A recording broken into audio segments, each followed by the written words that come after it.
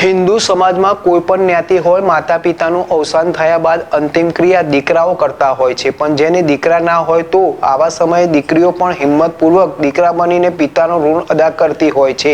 ત્યારે આવો જ એક કિસ્સો અરવલ્લીના માલપુરમાં વધુ એક વખત જોવા મળ્યો। માલપુર નગરમાં રહેતા અને નિવૃત્ત વીજકર્મી અને બ્રહ્મ સમાજના ઉપપ્રમુખ ઘનશ્યામ ઉપાધ્યાયના ધર્મપત્ની ભારતીબેનનું અવસાન થયું હતું। ઘનશ્યામભાઈને ફક્ત 2 દીકરીઓ જ છે, ત્યારે માતાનું અવસાન થયા બાદ હવે માતાની મુખાગ્નિ કોણ આપે એક સવાલ હતો। ત્યારે બંને દીકરીઓ દેવાંગી અને જીનલ હિંમતપૂર્વક આગળ આવી અને માતાને મુખાગ્નિ આપવા તૈયાર થઈ સ્મશાનમાં માતાની અંતિમ યાત્રામાં પણ જોડાઈ।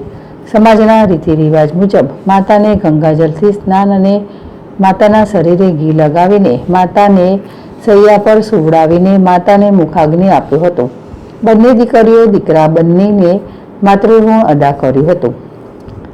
દીકરીઓના સમાજમાં ઉત્તમ અને પ્રેરણાદાયી કાર્યથી ઉપસ્થિત સૌ કોઈની આંખો ભીંજાઈ હતી। નમન પંડ્યા, જેડેશ ટીવી, અરવલ્લી।